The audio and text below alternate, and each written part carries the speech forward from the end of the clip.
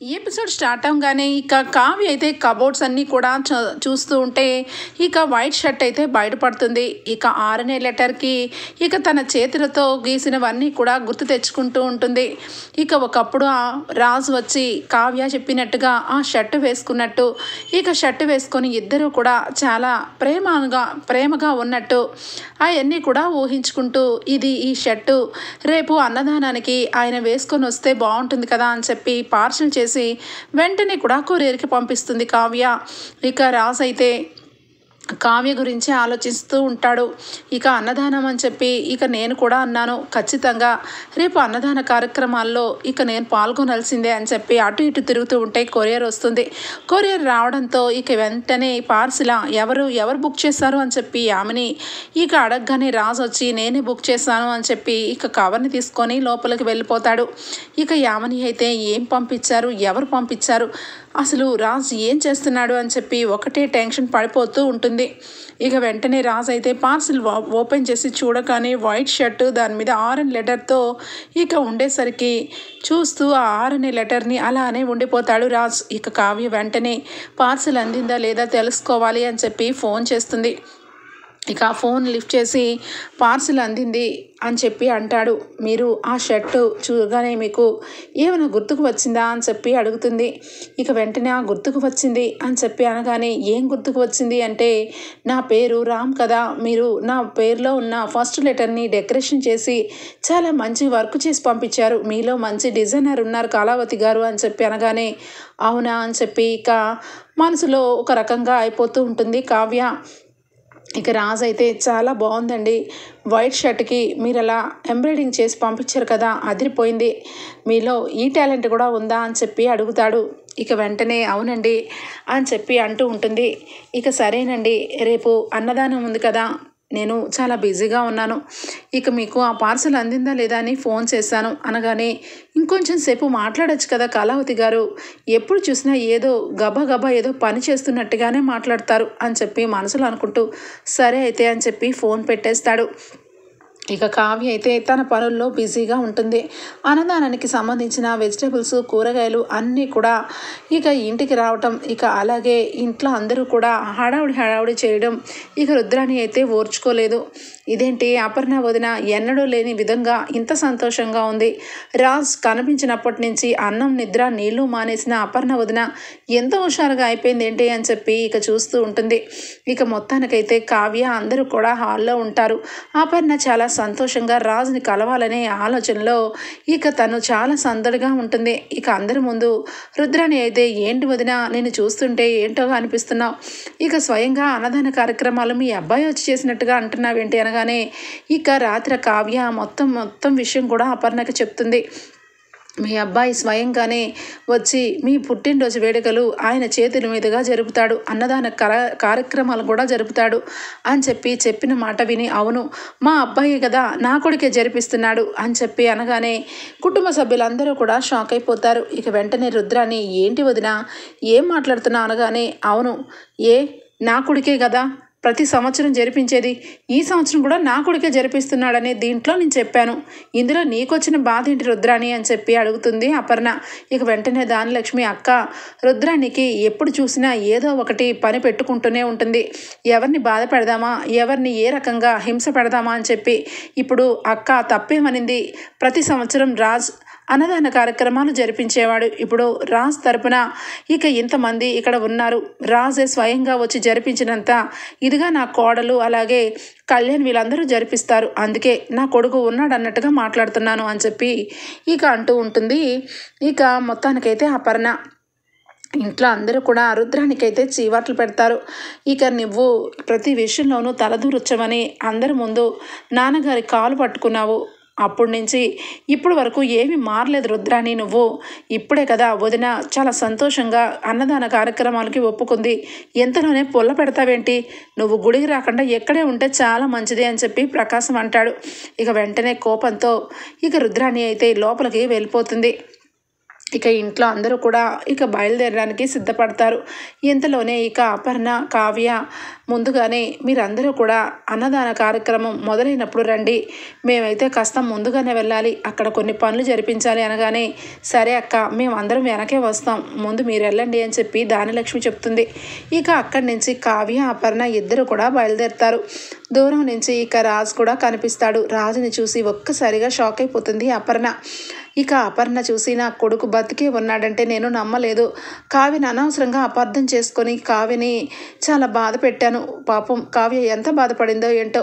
వాడికి గతం మర్చిపోయి వాడు అమ్మ దగ్గర లేడు తప్ప వాడు ప్రాణాలతో ఇలా ఉన్నాడంటే నిజంగా ఏ పుణ్యమో చేసుకుని ఉంటాను.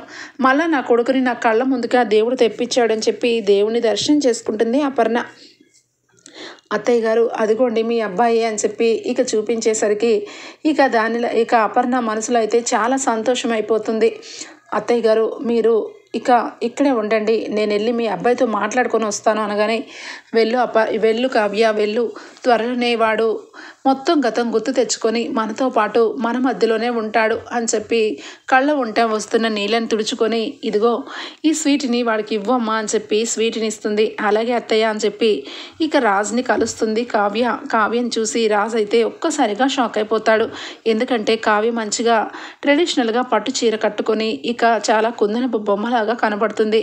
ఈ కళావతి గారి కళ్ళల్లో ఏదో ఉంది, అందుకే అనుకుంటా బహుశా కళావతి అని చెప్పి ఈమెకి పేరు పెట్టుకున్నారు. అయినా కళావతిని చూసిన ప్రతిసారి నా మనసులో ఏదో తీపి భావన కలుగుతుంది. ఈరోజు కూడా అదే భావన. అసలు నేను కళావతికి ఏమవుతాను? కళావతి గారిని చూస్తే నా మనసు ఎందుకంత వేగంగా కొట్టుకుంటుంది. ఈరోజు అన్నీ అడిగేస్తాను. ఈ గుడిలో ఎవరు కూడా అబద్ధం చెప్పరు. ఈ గుడిలో ఖచ్చితంగా కళావతి గారు నిజం చెప్పాల్సిందే అని చెప్పి రాసైతే ఇక కళావతి గారు అనగానే వచ్చారా అన్నదాన కార్యక్రమానికి అన్నీ కూడా వండి నా చేతులతో స్వయంగా వండి తీసుకొచ్చాను అని చెప్పి అంటుంది కావ్య. అయ్యో మీ చేతులతో వండారంటే అది అమృతంతో సమానమే. ఇక మీరు ఖచ్చితంగా అందరికీ మీరు మెచ్చుకుంటారు. మీ వంటకాలు తిని ప్రతి ఒక్కరు కూడా మిమ్మల్ని చాలా గొప్పగా పొగుడుతారు కళావతి గారు అని చెప్పి అంటాడు. ఆ మాటలు విని ఇక కావ్య అయితే ఇదిగోండి మీకోసం ఒక స్పెషల్గా ఒక స్వీట్ తీసుకొచ్చి ఇచ్చాను అనగానే ఇక వెంటనే ఆ స్వీట్ని ఓపెన్ చేయగానే రాజు నోట్లో పెట్టుకుంటాడు. వెంటనే ఇక రాజుకైతే ఒక రకంగా ఏదో గుర్తుకు వస్తున్నట్టు అనిపిస్తుంది. ప్రతి సంవత్సరం కూడా రాజ్ ఇక వాళ్ళ మమ్మీ అలాగే ఇక సుభాష్ అపర్ణ రాజ్కి స్వీట్ తినిపించడం, అలాగే ఇక రాజ్ వాళ్ళ అపర్ణకి స్వీట్ తినిపించడం అంతా కూడా మైండ్కి వస్తూ ఉంటుంది. కానీ ఏమీ అర్థం కాదు. ఇక వెంటనే రాజ్ అయితే కళావతి గారు ఈరోజు మీరు చాలా బాగున్నారు అని చెప్పి అంటాడు. ఒక్కసారిగా కావ్య సిగ్గుపడుతూ ఉంటుంది. ఇక వెంటనే కావ్య మాటలు కావ్య ఏమి రెస్పాన్స్ అయ్యిందా అని చెప్పి చూస్తే కావ్య ఏమి అనకపోయేసరికి కళావతి గారు మీరు నిజంగా చాలా మంచివారండి. నిజానికి మీరు గనక నాకు పరిచయం కాకపోతే నేను ఏమైపోయేవాడినా అని అనిపిస్తుంది. నాకంటూ ఈ లోకంలో మీరే ఉన్నారో అనే భావన కలిగిస్తున్నారండి అని చెప్పి అంటాడు. ఒక్కసారిగా కావ్య ఆశ్చర్యంగా రాజు వంక చూస్తూ ఉంటుంది. ఇక ఇంత లోపలే ఇక దుగ్గిరాల కుటుంబం కూడా కారులో వస్తూ ఉండడం గమనిస్తుంది కావ్య. సరేనండి మీరు ఇక్కడే ఉండండి, నేను ఇప్పుడే వస్తాను అని చెప్పి కావ్య అయితే ఇక అందరి దగ్గరికి వచ్చేస్తుంది. రాజు అయితే ఆ స్వీట్ తింటూ ఇక మధ్యలో గుర్తు చేసుకుంటూ ఉంటాడు. కళావతి గారితో నేను ఈ రకంగా ఫ్రెండ్షిప్ చేయటం కరెక్టేనా? ఇటు చూస్తే యామినికి పెళ్లి చేసుకుంటానని వాళ్ళ డాడీకి మాట ఇచ్చాను.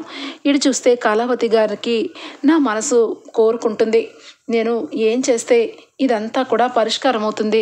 ఇవన్నీ జరగాలంటే అసలు నా గతం ఏంటో నాకు గుర్తుకు రావాలి. ఈ గతాన్ని నా వెనక పెట్టుకొని నేను ఏమి చేయలేకపోతున్నాను అని చెప్పి రాజు అయితే చాలా బాధపడుతూ ఇక నుంచొని ఉంటాడు. ఇక మొత్తానికైతే రుద్రాణి ఇంట్లో అందరి ముందు కావ్యకి సపోర్ట్గా అందరూ మాట్లాడడం విని ఇక తట్టుకోలేదు. ఈ కావ్యని ఈ ఇంట్లో అందరి ముందు ఏదో రకంగా ఇక అందరి ముందు చూపిద్దామనుకుంటే ఏదో ఒకటి చేసి తప్పించుకుంటూనే ఉంటుంది. మొత్తానికి ఇక వదిన కూడా మారిపోయింది. అన్నదాన కార్యక్రమానికి నన్ను రావద్దంటారా? నేను ఏం చేస్తానో చూడండి అని చెప్పి ఇక వెంటనే బయలుదేరుతుంది. మమ్మీ ఏం చేయబోతున్నావు మమ్మీ? నువ్వేమో ఏదో చేస్తానంటావు, అది మనకే చుట్టుకుంటుంది మమ్మీ అని చెప్పి రాహుల్ అంటూ ఉంటాడు. ఒరే నువ్వు చూస్తూనే ఉండు, ఇప్పుడే కదా భోజనాలన్నీ కూడా ఇక వెళ్ళాయి, ఫుడ్ ఐటమ్స్కి అన్నీ కూడా ఎక్కువ సాల్ట్ పెప్పర్ అన్నీ కూడా వేసేయాలి. అది బాగా పాడైపోవాలి. అన్నదానానికి వచ్చిన ప్రతి ఒక్కరూ కూడా అన్నదానం చేసిన వాళ్ళని తిట్టాలి. అది నేను మనస్ఫూర్తిగా అందరి ముందు సంతోషంగా ఈ కావ్య పిచ్చితనంతో ఏవో వంటకాలు పాడు చేసింది అని చెప్పి నేను కూడా వాళ్ళతో పాటు నాకు నచ్చినట్టుగా ఈ కావ్యని ఆడుకుంటాను అనగానే, సూపర్ మమ్మీ, మరి ఇప్పుడు ఎలా మమ్మీ అనగానే, ఫుడ్ ఐటమ్స్ ఇప్పుడే కదా వెళ్తున్నాయి, దాని వెనకాలే నువ్వు ఫాలో అయ్యి ఫుడ్ ఐటమ్స్ని నేను చెప్పిన విధంగా మొత్తం కూడా పాడు చేసేసే అని చెప్పి చెప్తుంది. అలానే అని చెప్పి మొత్తానికైతే రాహుల్ అయితే బయలుదేరుతాడు. కావ్య, నువ్వు ఎవరినైతే అందరినీ సంతోషపెట్టి మొత్తానికి అందరి మెప్పు కోరుకుందాం అనుకున్నావో ఆల చేతతే నీకు తిట్లు తినిపిస్తాను. ఈరోజు కళావతి సీను అయిపోయింది అని చెప్పి రుద్రాణి అనుకుంటూ ఉంటుంది. ఇక్కడికి వచ్చేస్తే యామిని అయితే రాజ్ గురించి తెగ బాధపడిపోతూ ఉంటుంది. మమ్మీ చూసారా, రాజ్ నన్ను వదిలి ఎక్కడెక్కడికో వెళ్తున్నాడు, ఎక్కడెక్కడో చేస్తున్నాడు. GPS పెట్టాను కాబట్టి సరిపోతుంది. ఇప్పుడు కూడా మనకేమి ఏ మొక్క చెప్పకుండా బయలుదేరాడు. కానీ ఖచ్చితంగా ఎక్కడున్నాడో నేను చెప్పగలను మమ్మీ అనగానే, ఎక్కడున్నారు అల్లుడు గారు? ఏమవుతుంది అసలు? అల్లుడు గారు ఎందుకు ఆ రకంగా బిహేవ్ చేస్తున్నారంటారు అనగానే, ఏంటమ్మా, ఏం తెలియనట్టుగా మాట్లాడతావేంటి? రాజ్కి ఎంతైనా గతం మర్చిపోయినా కావ్య తన భార్య కదా, అందుకే అంత ఇదిగా కావ్య గురించి తప్పించిపోతున్నట్టున్నాడు అని చెప్పి వెంటనే వాళ్ళ నాన్న చెప్పగానే, డాడీ నువ్వు నా దగ్గర కావ్యని పొగడద్దు. వాళ్ళిద్దరికీ ఏదో పెళ్లి జరిగింది, అది కూడా రాజ్కి ఇష్టం లేని పెళ్ళి. రాజ్ ముసుగులో ఉన్న కావ్యని పెళ్లి చేసుకున్నాడు. కావ్య రాజ్కి ఎన్నడూ కరెక్ట్ కాదు. నేనే రాజ్కి కరెక్ట్. అందుకే ఆ భగవంతుడు గతాన్ని మర్చిపోయేలా చేసి నా దగ్గర చేర్చాడు. నాకు రాజ్ తప్ప మాకు ఈ లోకంలో ఎవరితో పని లేదు. అందుకే నేను బ్రతుకున్నాను అని చెప్పి ఎమోషనల్ అయిపోతూ ఉంటుంది. బేబీ ఎక్కువ ఆలోచించద్దు. రాజ్ అల్లుడు గారి విషయంలో నువ్వు అనవసరంగా చాలా ఎక్కువ ఆలోచిస్తున్నావు. ఏదైనా చేసి నీకు ఒకవేళ రాజ్కి దక్కకుండా రాజ్కి గతం గుర్తుకొస్తే ఏం చేస్తావు అనగానే, అలా జరగడానికి వీల్లేదు. అలా జరిగితే నేను ప్రాణాలతో బ్రతికి ఉండను అని చెప్పి అంటుంది. ఒక్కసారిగా యామిని తల్లిదండ్రులు షాక్ అయిపోయి చూస్తూ ఉంటారు. మొత్తానికైతే మమ్మీ నేను బయలుదేరుతున్నాను అనగానే, ఆగు, నేను కూడా వస్తాను. నువ్వే ప్రతిసారి వెళ్తూ ఉంటే నువ్వేదో అల్లుడు గారిని అనుమానించడానికి వెళ్తున్నావు అనుకుంటారు. కాబట్టి మనం ముగ్గురం వెళ్దాము. మనం కూడా గుడిలో అన్నదానం చేస్తున్నామని అల్లుడు గారికి చెప్దాము. ఎందుకంటే ప్రతిసారి ఏదో ఒకటి చేసి నీ మీద అనుమానం రేకెత్తిస్తున్నావు. అందుకే ఇప్పుడు స్వయంగా మేము కూడా వస్తాము. నువ్వు చెప్పావు కదా ఆ కావ్య ఏదో అన్నదానం చేస్తుందని, మనం కూడా అక్కడ అన్నదానం చేసినట్టుగా అబద్ధం చెప్పి అల్లుడు గారిని తీసుకొని వచ్చేద్దాం అని చెప్పి మొత్తానికైతే ముగ్గురు బయలుదేరుతారు. ఇటువైపు దుగ్గిరాల కుటుంబం కూడా గుళ్ళో ఉంటుంది. రాజ్ మాత్రం చాలా బాధపడుతూ ఉంటాడు. మొత్తానికైతే అన్నదానానికి అందరూ కూడా వస్తారు. జనాలు అందరూ కూడా కూర్చుంటారు, వెయిట్ చేస్తూ ఉంటారు భోజన పదార్థాలు తినడం కోసం.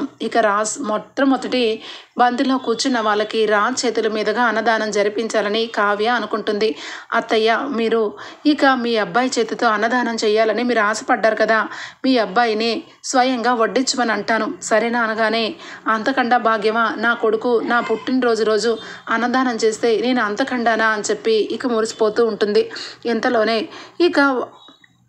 వంటలన్నీ కూడా వస్తాయి. వంటలన్నీ కూడా ఆల్మోస్ట్ అన్నీ కూడా సర్వింగ్ బౌల్లో పెట్టుకొని కావ్య అయితే అన్నీ కూడా అరేంజ్ చేస్తూ ఉంటుంది. దుగ్గిరాల కుటుంబం వచ్చేసి లోపల గుడిలో దర్శనాలు చేసుకుంటూ ఉంటారు. రాజ్ దగ్గరికి వస్తుంది కావ్య.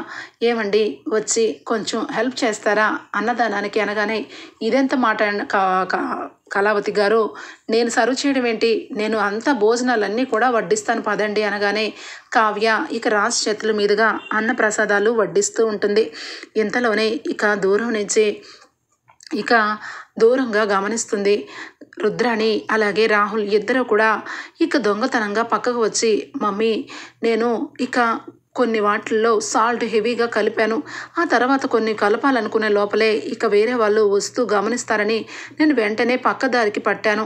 నిజానికి చెప్పాలంటే ఆ అన్నంలో కాదు కానీ పప్పు కూరల్లో మాత్రం ఫుల్గా నేను సాల్ట్ కలిపాను మమ్మీ. వచ్చిన వాళ్ళందరూ కూడా తిట్టే విధంగా చేస్తాను అని చెప్పి ఇక మురిసిపోతూ ఉన్న మాట మాత్రం వింటుంది ఇక అప్పు వెంటనే ఇక అన్నదానం స్టార్టింగ్ అవుతున్న వెంటనే కూడా అక్క ఆగక్క అని చెప్పి కావ్యకైతే చెప్తుంది. ఒక్కసారిగా కావ్యకి అర్థం కాదు. ఇక వెంటనే ఇక ఆలోచిస్తూ సరేనని చెప్పి ఇక వడ్డనైతే ఇక వడ్డిస్తూ ఉంటుంది. అప్పు ఏంటక్క అనగానే నువ్వేమి కంగారు పడద్దే, ఆహార పదార్థాలు కొన్ని నేను ముందుగానే ఇక్కడికి తీసుకొని వచ్చాను.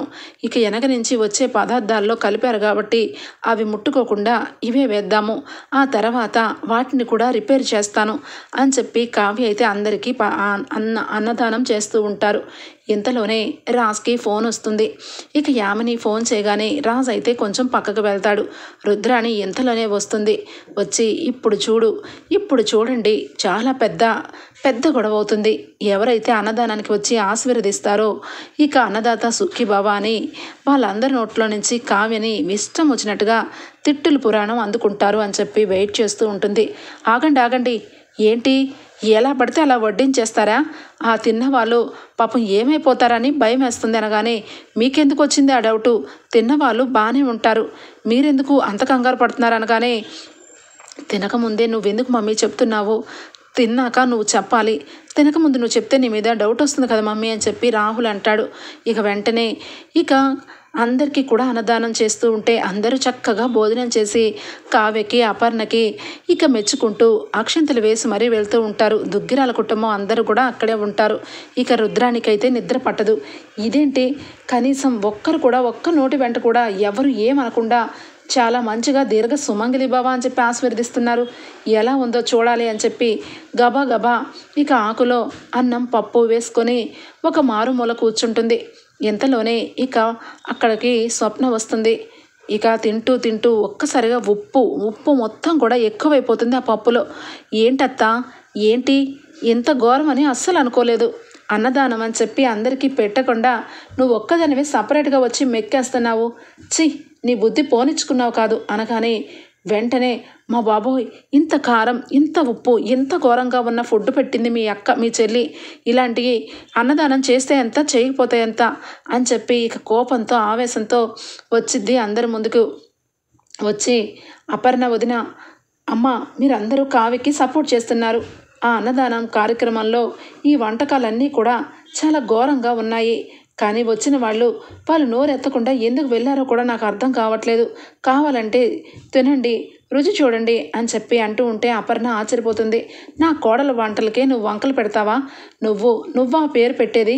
నీకు వంట రాదు, అసలు వంటగది ఎక్కడుందో నీకు తెలీదు. నా కోడల గురించి తక్కువ మాట్లాడతావా అని చెప్పి ఇక అపర్ణ లెక్క చేయదు. లేదు నిజం చెప్తున్నాను అని చెప్పి ఇక అన్నాలు అన్నీ కూడా తీసుకొచ్చి చూపిస్తుంది. ఇక వెంటనే చాలు రుద్రాణి గారు, మీరు చేసిన పనికి అందుకే మీ చేతనే అన్నం కూర అన్నీ కూడా తినిపించేలాగా చేశాను. మీరు చేసిన పనులన్నీ ఎవరికి తెలియకపోవచ్చేమో, ఆ భగవంతుడికి అన్నీ తెలుస్తాయి. అందుకే తిన్న వాళ్ళెవ్వరూ కూడా ఏమి అనకుండా వెళ్ళారు. నేను అవేమీ కూడా వాళ్ళకి వడ్డించలేదు, సపరేట్గా చేసినవే వడ్డించాను.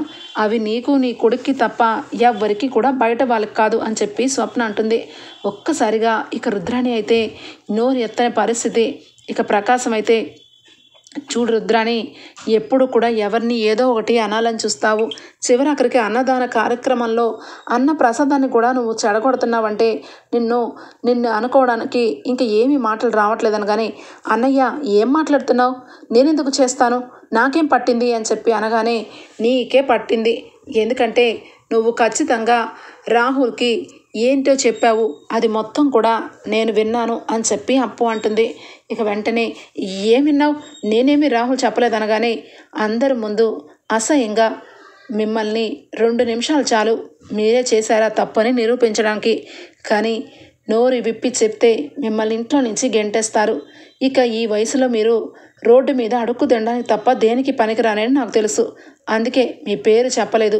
ఇక నుంచైనా ఒళ్ళు దగ్గర పెట్టుకుని ప్రవర్తించండి అని చెప్పి అప్పు స్వప్న ఇద్దరు కూడా రుద్రానికి గట్టి వార్నింగ్ ఇస్తారు.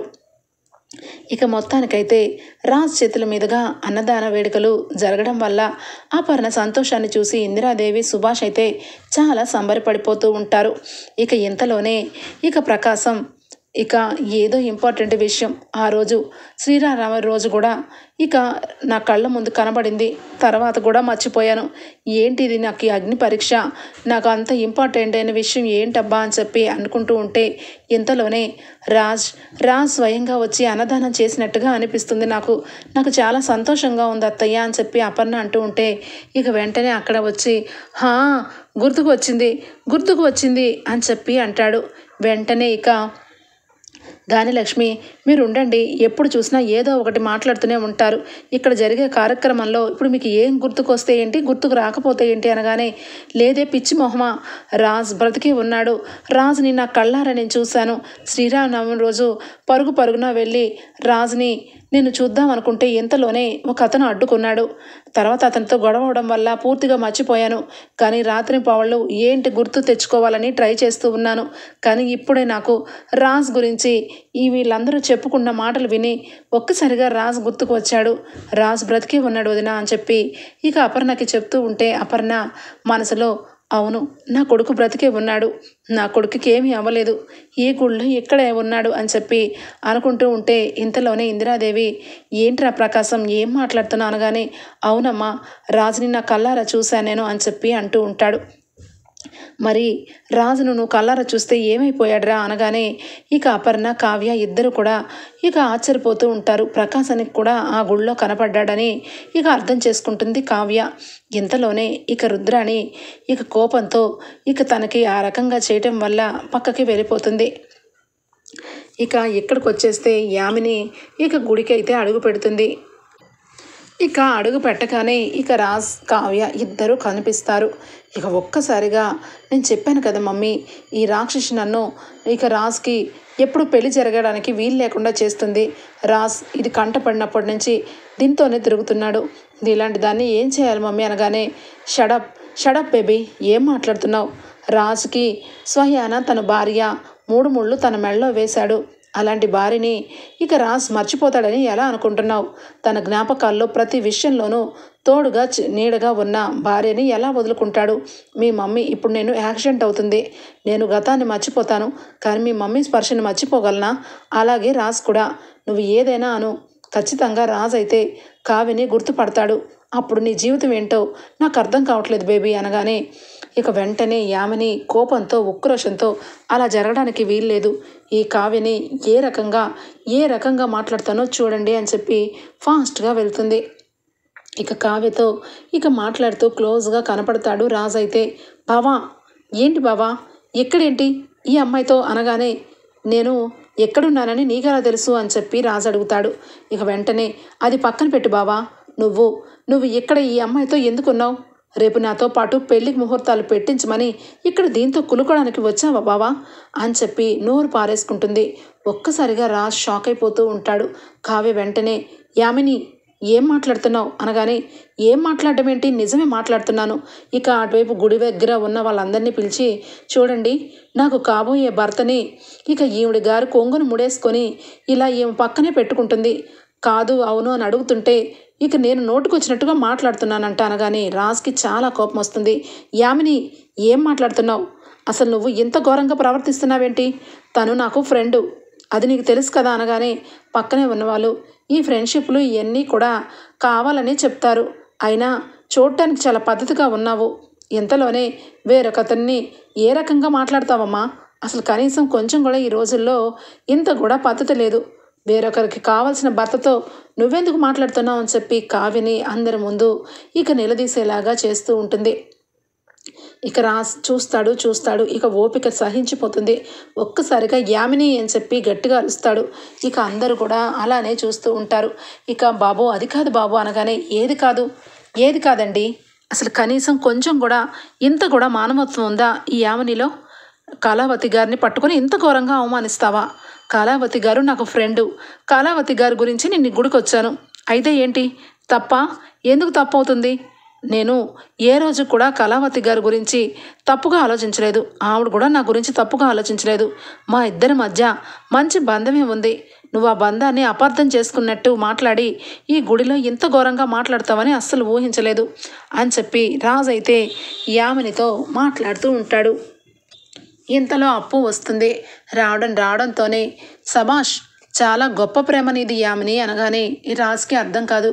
ఎవరండి మీరు అనగానే, నేను పోలీస్ ఆఫీసర్ని.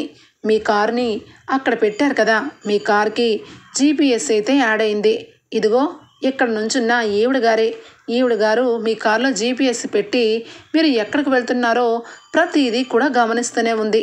ఇలాంటి క్యారెక్టర్ ఉన్న ఈవిడ గారు వేరొకరి గురించి తప్పుగా మాట్లాడతారు అని చెప్పి అప్పు అనగానే ఒక్కసారిగా రాజ్ షాక్ అయిపోతాడు.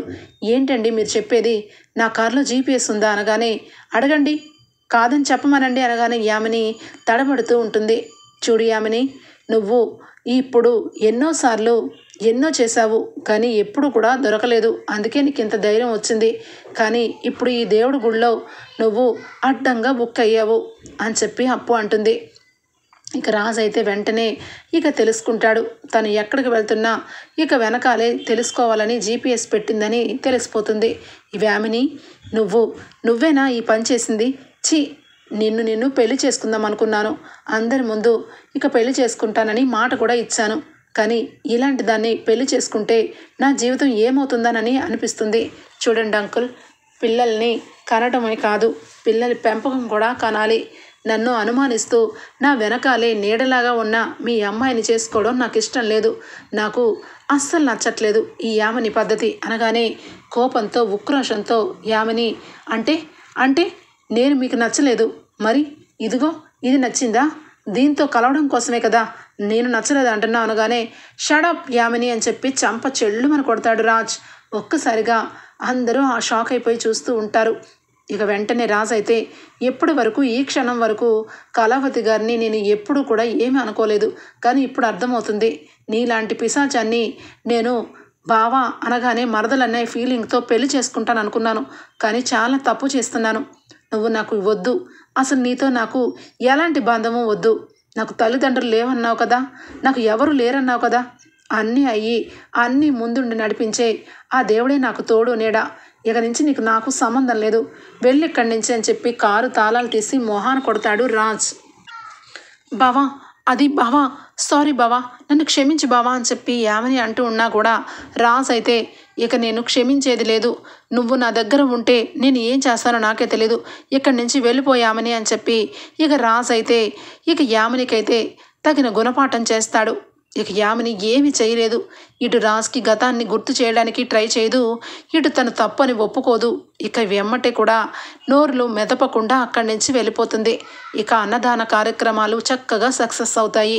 ఇక మనస్ఫూర్తిగా అపర్ణ అయితే రాజుని చూడడం, రాజు ఇక అపర్ణ బర్త్డేకి అందరికీ అన్నదానం చేయటం, కడుపు నిండిపోతుంది అపర్ణకి. ఇక ఇడి చూస్తే అందరి ముందు రుద్రాణి కావ్యని ఏ రకంగా అవమానించాలని చూసిందో అంతకు 10 రెట్లు ఇక అవమాన పాలపడుతుంది. ఇలా మొత్తానికి ఇక అందరూ కూడా ఇక అన్నదాన కార్యక్రమం పూర్తి చేసుకొని ఇక వెళ్ళిపోతున్న క్షణంలో ఒక్కసారిగా ఇక సుభాష్ వచ్చి ఇక రాజ్ అని చెప్పి గట్టిగా పిలుస్తాడు. ఒక్కసారిగా రాజ్ వెనక్కి తిరిగి చూస్తాడు. వెంటనే ఎవరు మీరు అనగానే, ఒరే రాజ్, నేనురా నీ కన్న తండ్రిని, నువ్వు బ్రతికే ఉన్నావు అని చెప్పి కావ్య చెప్తూ ఉన్నా వినలేదు. కానీ ఇప్పుడే మీ బాబాయి నువ్వు బ్రతికే ఉన్న నిజాన్ని చెప్పాడు. నాకు అర్థం అవ్వలేదు. నిజంగా దేవుడు బ్రతికే ఉన్నాడని కళ్ళ ముందు చూపించాడు. నువ్వు ఎక్కడికి వెళ్తున్నావురా? నువ్వు నా కొడుకువిరా రాజ్ అని చెప్పి సుభాష్ అయితే అందరి ముందు రాజుని తీసుకొని వస్తాడు. ఇక రాజు అయితే గతం మొత్తం మర్చిపోయాను, అందుకే నాకు ఎవరు ఏంటన్నది అర్థం కావట్లేదు.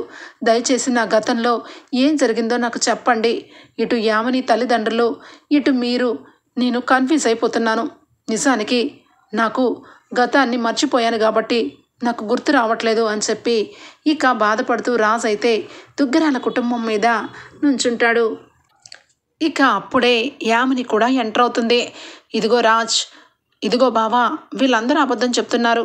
నువ్వు నువ్వు మా ఇంటి మనిషివి, వీళ్ళకి మీకు సంబంధం లేదు, మర్యాదగా నా బావను వదలండి, మాకు ఏవో గొడవలు వస్తాయి, అంత మాత్రాన మీ మనిషిని ఎలా అంటారు అని చెప్పి అంటూ ఉంటే ఇక అప్పు కావ్య ఇద్దరు కూడా యామినికి తగిన గుణపాఠం చెప్తారు. కావ్య చేతిలో నుంచి పెళ్లి ఫోటోని చూపించి, ఏమండి మీరు నా తాళి కట్టిన భర్త, ఈ విషయం మీతో నేను చెప్పచ్చు, కానీ మీకు ఇక ఇలాంటి విషయాలు ఏమైనా చెప్తే మీకు ఏమైనా అవుతుందని భయపడ్డాను, కానీ ఈరోజు ఈ గర్భగుడిలో అందరి ముందు మీకు గతం గుర్తుకు రావాలనే నేను ఈ ప్రయత్నం చేస్తున్నాను. ఈ యామిని ఇక మీకు ఎలాంటి సంబంధము లేదు అని చెప్పి కావ్య అంటూ ఉంటే, అవును బావా, దీని గురించి ఎంక్వైరీ మొత్తం చేసుకొచ్చాను, ఇది ఆల్రెడీ నిన్ను అక్కని చంపాలని ప్రయత్నం చేసింది, అలాగే ఈ యామిని నిన్ను చాలా బాధ పెట్టింది, ఇవన్నీ కూడా నా దగ్గర ఉంది, దీని చిత్రాలన్నీ కూడా నా దగ్గర చట్టాల్లాగా మారిపోయింది, పద, నీకు బావ ఎలా అవుతాడో, నువ్వు మరదలు ఎలా అవుతావో, మీ అమ్మగారు మా బావకి ఏ రకంగా మేనత్ అవుతుందో మొత్తం కూడా ఇన్వెస్టిగేషన్లో ఇక చెప్దు కానీ పద అని చెప్పి అంటూ ఉంటే రాజ్కి అర్థమవుతుంది. ఇక ఎప్పుడైతే అపర్ణని సుభాష్ని వాళ్ళ చేతులు పట్టుకొని వాళ్ళు ఏడుస్తూ రాజ్ అని చెప్పి హత్తుకున్న విషయాలు, కావ్య పెళ్లి ఫోటోని చూసి రాజ్కి మెల్లమెల్లగా గతమైతే గుర్తుకు వస్తుంది. ఇక ఓకే ఫ్రెండ్స్, రాబోయే ఎపిసోడ్స్లో ఈ విధంగా జరగాలని కోరుకుందాం ఫ్రెండ్స్. మీకు గనక నచ్చినట్లయితే ఒక లైక్ ఇచ్చేయండి. Bye, take care, thank you for watching.